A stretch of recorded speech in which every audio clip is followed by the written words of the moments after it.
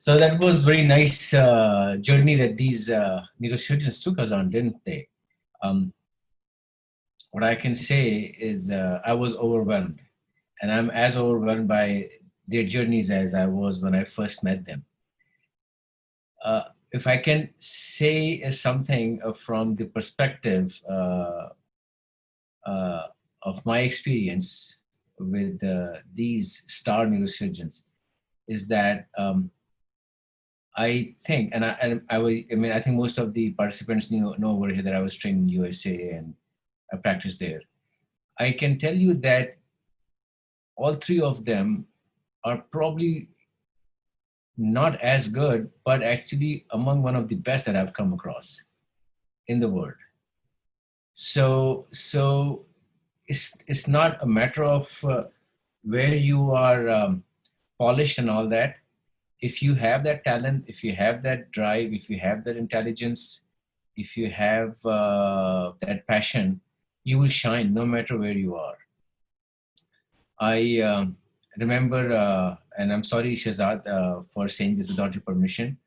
I remember when Shazad was a resident, Dr. Shazad Shamim, um, his mom, who was a very illustrious very illustrious surgeon herself.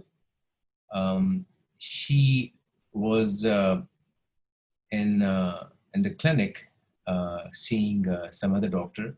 She was struggling with some terminal disease at that point, and I knew that, and I just wanted to go and tell her that I can guarantee you that Dr. Shazar Shamim will be one of the best neurosurgeons, and I did that, and I'm so happy that I did that, and I am so happy that I can say that I said the right thing at that point. So it's just goes to show that if you have those features, those capabilities, they will start to shine through early on. When I came over here, I was amazed by the number of publications that Dr. Arshad Ali had put out already. And when Dr. Zubair Tahir joined us, he was just so dedicated. And he spent now 8 years in USA, and I've seen him blossom and become such a wonderful pediatric neurosurgeon. Hopefully he will join us soon in a few months. So I think it's a really journey of pleasure and honor for me to be associated with these starting surgeons. That's all I have to say. Thank you. For being here and for giving us insight in what you think and the training that you've had with the rest of the consultants that we have over here. We also have a few questions from the participants, and some of them have also sent us their queries in the chat. And so we'll be taking one of those questions in. And so the question from Uruba Javed is that what is, in your opinion, the completion of a research postdoc fellowship before the start of neurosurgical training? How would that impact the neurosurgical training, and is that beneficial? And if that would be helpful in the long run? So we can start with Dr. Arshad. Would you like to say a few words on that?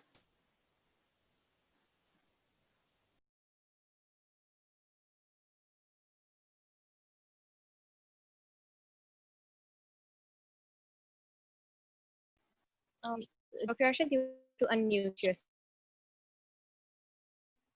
Okay, sorry. Yes. Yeah, thank you for this question. I was reading that the prospects of getting into neurosurgical program, of course, are increased if you have I think the question is before or after. What is your opinion on the completion of research post-doc fellowship before the start of, yeah. So of course, the prospects of getting into the program increased if you have a fellowship training or a training before getting into the program. And the key is that if you are already familiar with the environment in neurosurgery, and when you're giving an interview And so, of course, the panelists who are taking the interview will be convinced that you are the guy or you are the person who should be, and you, because the neurosurgery is different from other subspecialty in terms of, because it's not only just by emotion you get into neurosurgery. You have to have a special temperament to get into neurosurgery. And the one thing which is prioritized is that you should have this career on your top priority. Although most of the surgeon has, but neurosurgery, of course, you get the top priority in your all the other things you have in your life. So you have to be very ambitious. Your research and publication before getting into the program, of course, is a very hallmark. Okay, and everybody consider this. It is that everybody has, of course, the ambition and the intention to get into the program, but which make you different. We are looking for something which are very peculiar, and that you should be into the program. And I think research is something, and your number of publication before the program is something which give you a edge on the other interviewee. Thank you. Okay, thank you so much, Dr. Arshad. Mr. Zubair Tahir, would you like to also elaborate, especially keeping UK in mind? So would research postdoc fellowships help in applying for residency? Thanks, Fatima. I didn't have much, to be honest, to add what Dr. Arshad said. Being involved in selection of fellows and also on appointment committee for consultants, with my experience, there is no secret recipe here. Okay, very standard qualities. Dr. Atar Inam alluded to them in his brief talk. So the first goal is you should be shortlisted for that job before you get an invitation for interview. And the shortlisting is essentially based on your CV, and fellowship is one of the components. So you get marks for each thing. And so if you go for a job description, there are certain requirements for fellowship, at least in UK, in different trusts. So you get a mark for postgraduate exam, like FCPS, FRCS, European Board. Then there is mark for your research. And don't take me wrong, research is extremely important here. Having few publications under your belt, it always improve your chances of being shortlisted for interview. And once you get a call for interview, from there onward, as Dr. Arshad rightly pointed out, your passion should come through, that you are the best and you are going for that job. So here, what we assess usually is your communication skills, your organizational skills, how to deal with difficult situations, all those sort of things. So I think it's a combination rather than one standalone factor.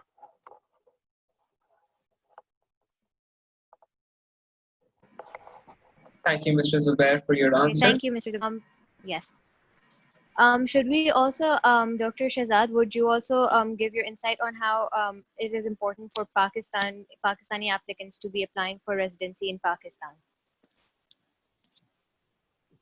I'm sorry, I didn't get your question. You mean how important or? So, yes, so is it beneficial in the long run for Pakistani candidates when applying for residency in Pakistan to have first a research postdoc fellowship? Well, you heard from all my colleagues and you heard from me that we interview quite a lot of people for very few positions every year. And it's the same all around the world.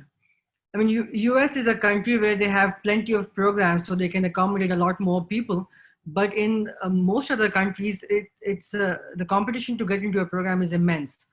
For the sake of this discussion, I did a little research, and I can tell you about Australia and New Zealand. Statistically, and I'm not kidding you, statistically for a Pakistani graduate to get into the neurosurgery program in Australia is more difficult than to get into the Australian cricket team.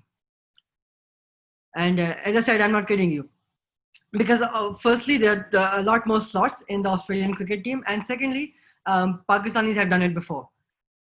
And it's the same way in all other European countries as well. So it's much easier to get into fellowship programs, but much difficult to go into training programs. Now, wherever you apply, at whatever stage, they will not see you in person. They will not know how you operate. They don't know what your personality is like. They will see your CV, and that's all they will see. And the first shortlisting is going to be based on your CV. And you can boost your CV by different means. But research certainly stands out. So if you have a bunch of good papers, and having a bunch of ordinary papers will not impress a lot of people. It may get you shortlisted, but it won't. In fact, it may backfire because they would consider that you wasted a lot of time on suboptimal research. So good quality papers, even if they are few in numbers, will improve your chances at every stage of your career.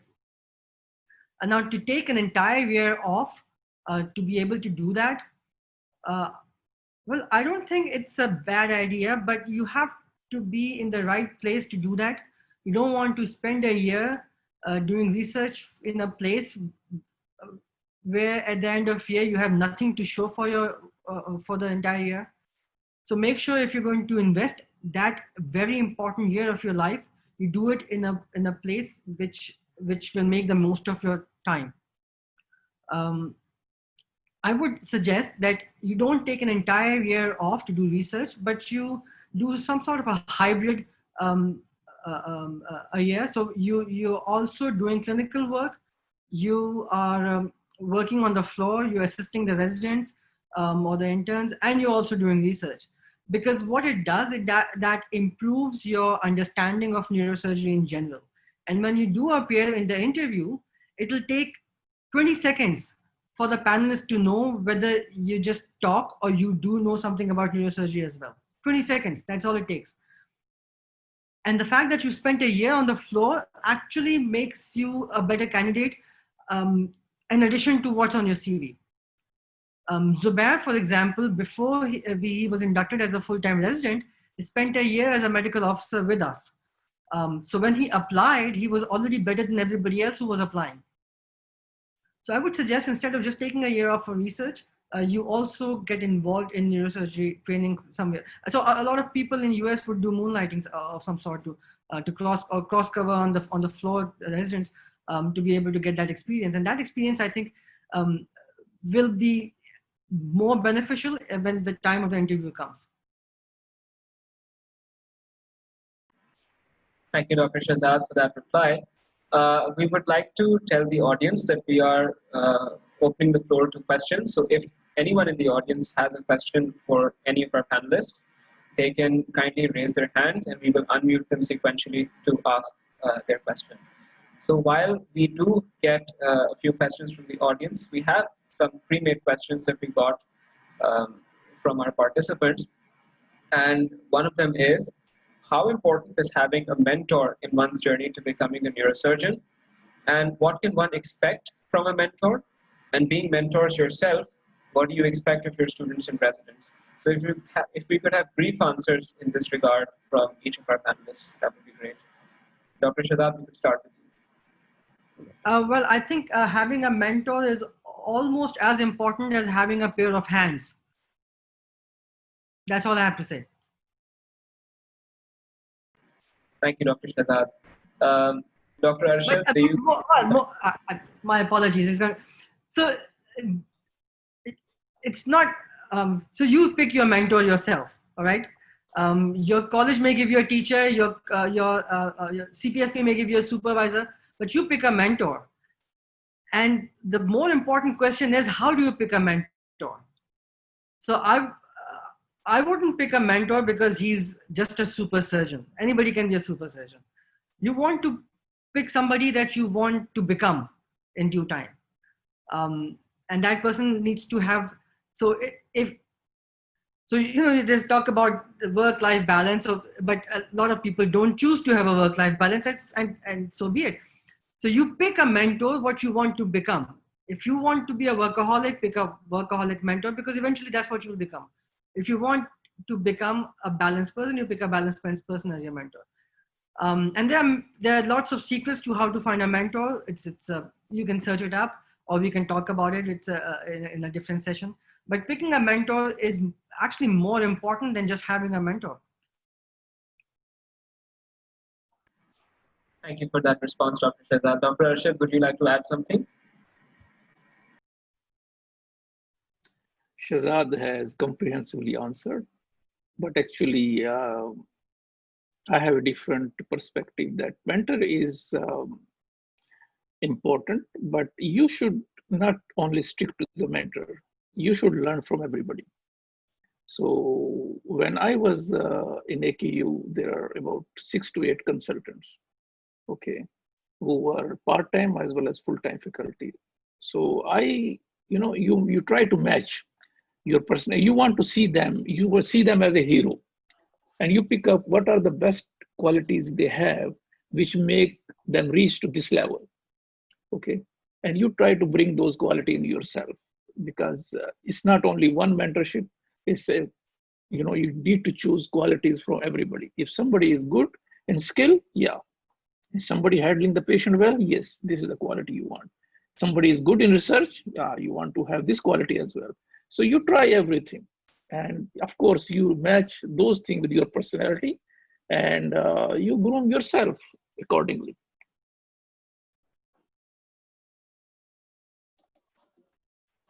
Thank you. Thank you, Dr. Arshad. Mr. Zubair, would you like to add something?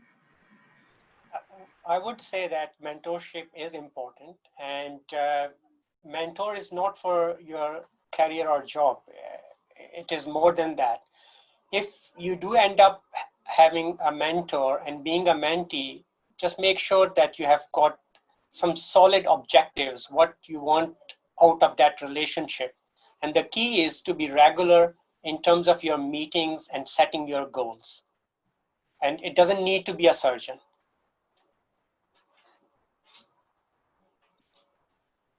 Thank you so much, Dr. Arshad, Dr. Shahzad, and Mr. Zubair.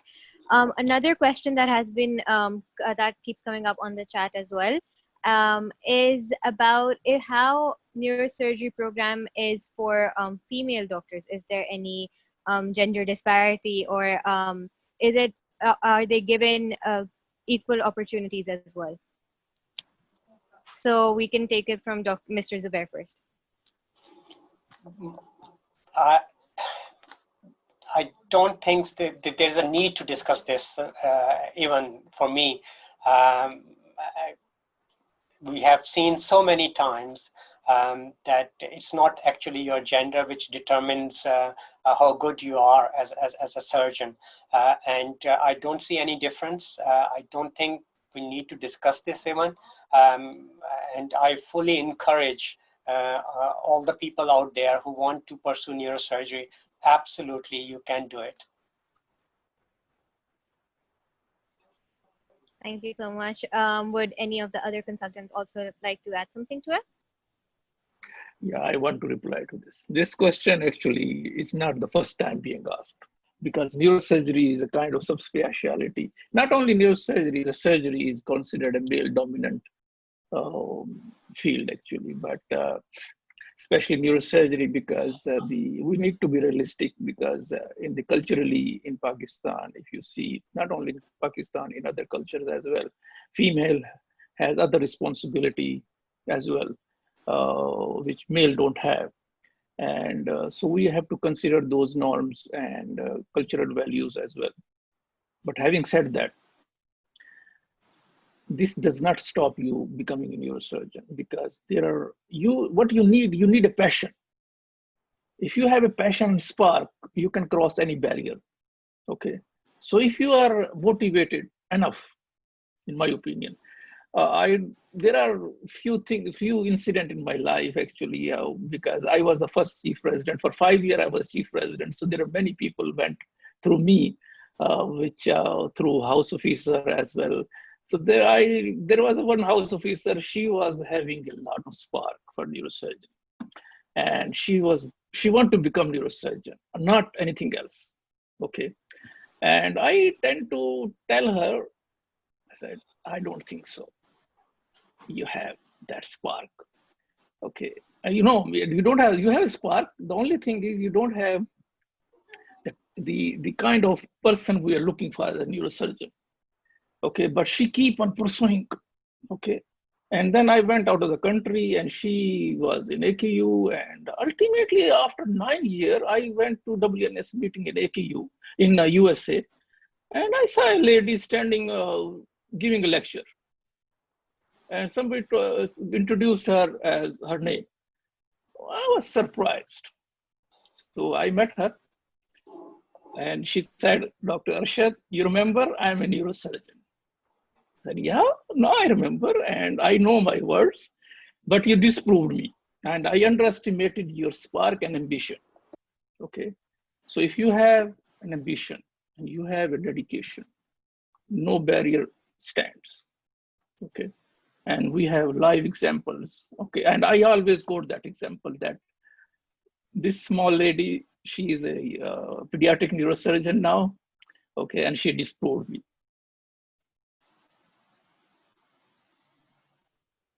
Thank you. Thank you, Dr. Arshad. We can move on to our next question now. So the next question is, and this is perhaps more related to Dr. Arshad since he's practiced in many different parts of the world. Is it difficult shifting from one medical system to another? And if so, how does one overcome those difficulties?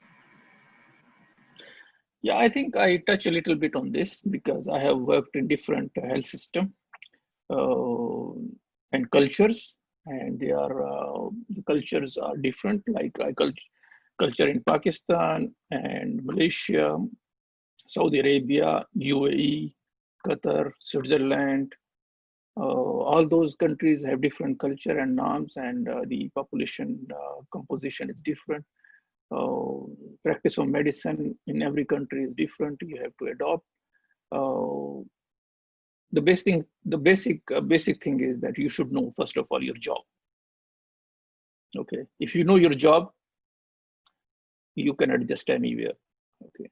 The second thing is, of course, there is you have to respect the local norms, and it's not difficult once you know your job as a professional. So you should be a professional first. You are trained enough, you have enough skill, okay, and you have a flexibility to adopt, okay, in different cultures. And so switching from one place to another place is not difficult. You can always adopt. The only thing is you should know your job and you should have enough credentials and skill to prove yourself that you are enough, you are optimally trained. Thank you. Thank you so much, Dr. Arshad. And so we move on to our last question. And this is on how does one build up their CV for neurosurgery, or how does one build up themselves to apply for neurosurgery, knowing that they would then be selected or stand a chance to be selected. And I think maybe we can start with Dr. Shehzad Shamim, since he mentioned one thing that within 20 seconds, it can be recognized if someone has this spark or if someone has what it takes to become a neurosurgeon. So what is it that within those 20 seconds one can convey that they have that can make them a good neurosurgeon?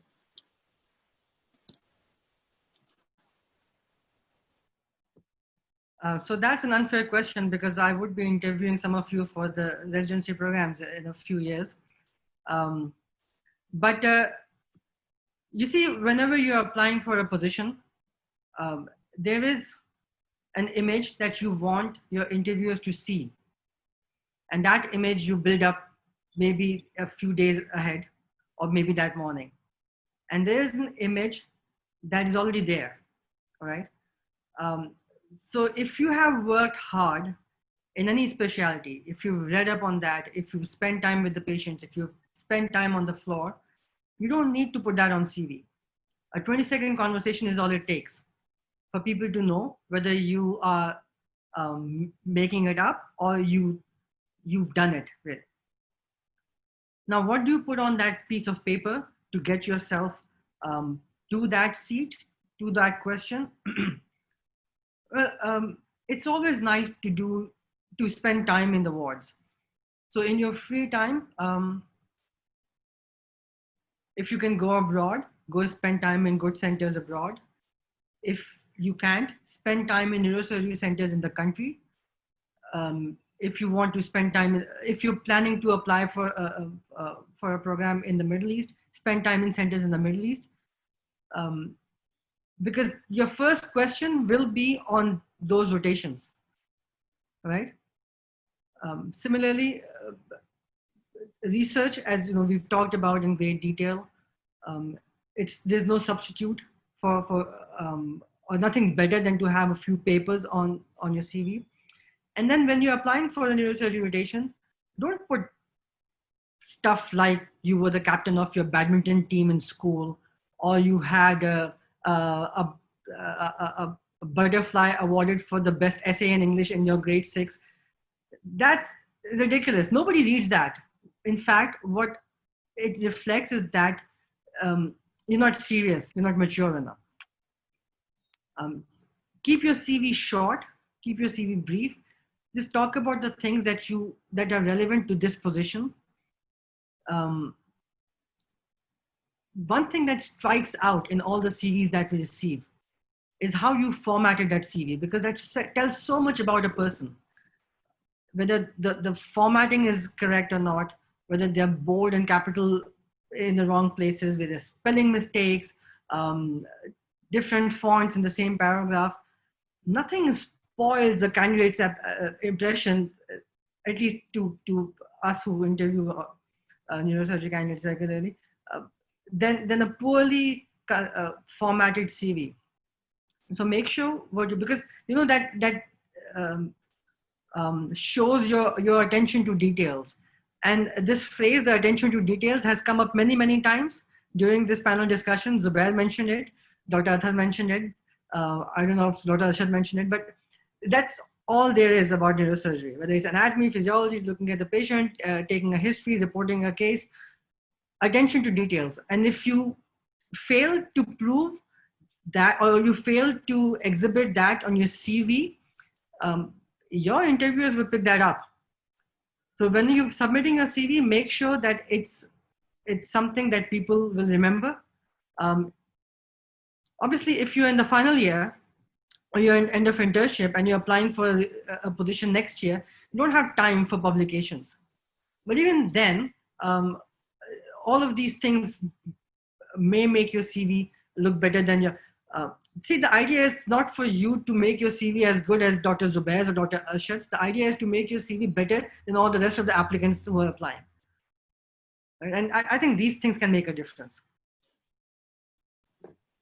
Thank you so much, Dr. Shahzad. I'm very sure that this was very helpful for all of the applicants and all of the participants that are over here. So, Dr. Arshad Ali, you have been in many countries, and so you might know how the system works in many of those as well. So how is a CV taken into consideration in those different countries that you've been a part of? CV is your first impression, especially in your absence. So when you are not there, actually your CV is representing you. And so format, as Shahzad said, giving all the formatting of the CV and whatever you have done, you have to sum it up in a comprehensive way. And so once you are in front, so I mean, to get into the interview stage, you have to go through, of course, your CV present. You submit your CV first. So if your CV is not good, of course, you will not reach to the next stage. So once you reach to the next stage, then you have to match yourself to the CV. And we also try to match you with the CV, that whatever you have written, are you really the person which you have mentioned yourself? Okay, and it's not difficult to find out because there are different aspects of your personality which are easily So we try to match, we see you and we match your CV. Okay, are you the same person? And so your academics, your research, as well as interview during the question were put from there. And then if you are not able to answer the question which you have put in your CV, it is easily reflecting that you're matching or you're not matching. Okay. 22nd is, of course, is a time for your setting the first impression. And there are many questions because of when I give an interview for general surgery resident in AKU, I remember one of the pediatric neurosurgeon. He asked me, okay, where do you see yourself after 10 years? Okay, so how I know where I will be after 10 years, but actually what he is looking, what is my vision? Okay, he want to see my personality. So actually, you know, these kind of question, of course, you cannot answer adequately, but what we are seeing is that, do you have a vision? Do you have a goal? Do you have objective? Okay, so these are different way of assessing of your personality. That, and in AKU internship and in residency, what I believe, the matching is not only that your CV is good or you are a scholar or something. They want to see you whether you are safe to the system. So your safety is very important to the system. Okay, and you should be matching to the system as well.